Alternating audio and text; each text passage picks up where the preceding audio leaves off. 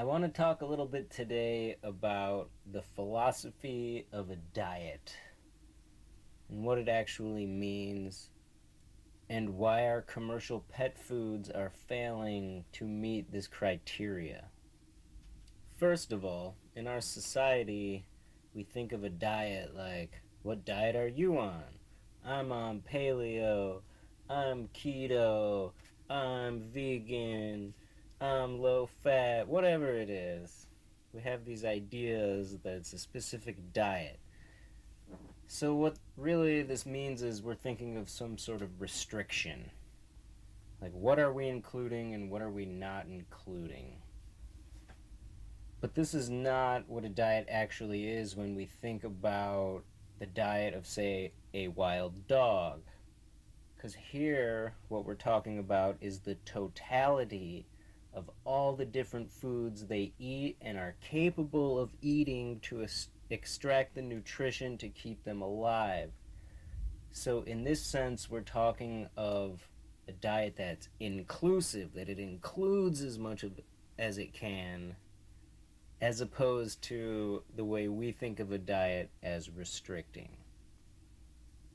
When we start applying this to commercial pet foods, and this is wet, dry, sometimes even if you're feeding super high quality, freeze dried raw, you can fall into the same trap, but we end up feeding our pets the same exact thing over and over and over ad infinitum.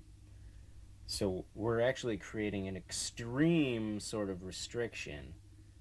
And even if we're rotating between beef and chicken of the same food, then we're still not really getting any variety in there.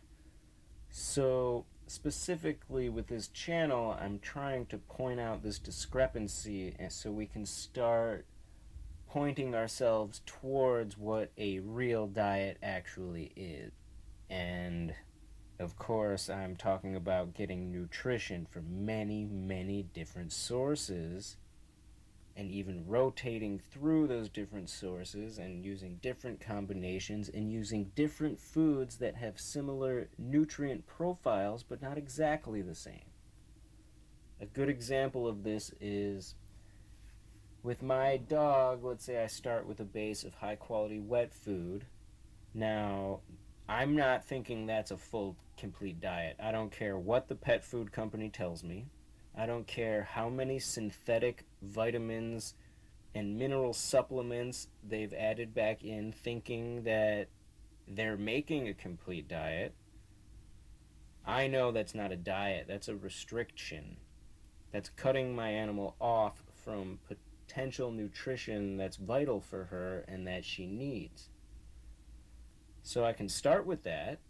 I can use that for the bulk of the calories, but I'm going to add things in to create the illusion of a real diet here. So one thing I always use are sardines. You may have even seen a video I have on the subject.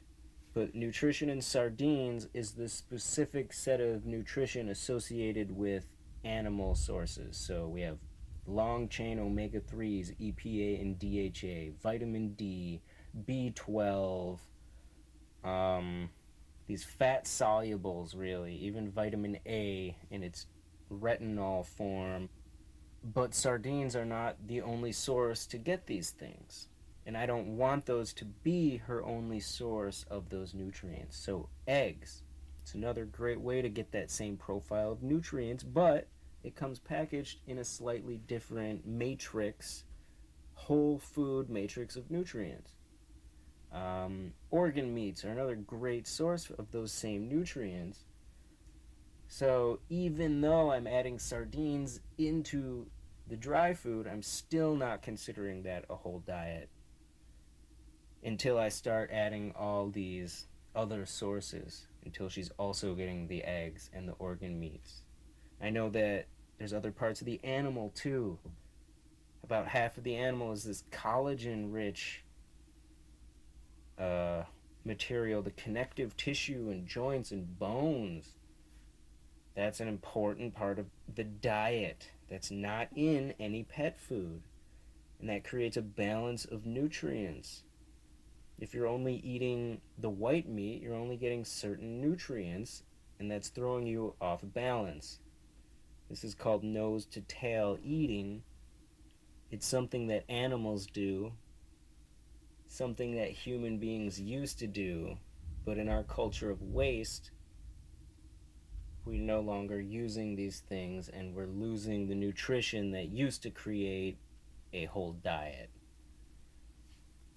And the same thing is true of plant foods. If you're feeding dry food, your animal's pretty much only getting starch rich sources like potatoes, chickpeas, tapioca, maybe rice. Maybe if it's low quality, they're getting corn and corn gluten.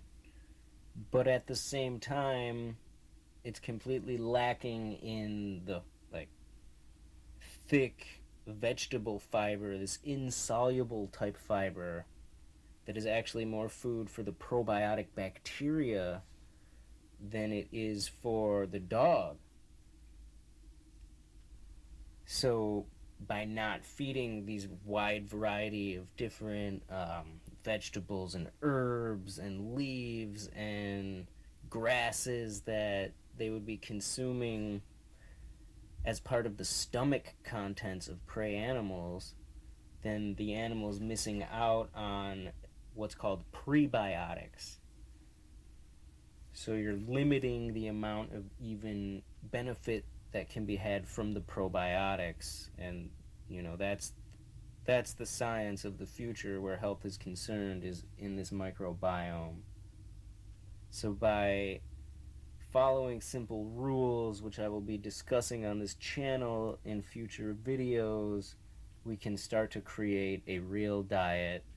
We can take commercial pet food as a base and add in all kinds of fresh, living, enzyme rich, antioxidant rich, plant chemical rich, and of course vitamin and mineral, incredibly dense with vitamins and minerals from actual food.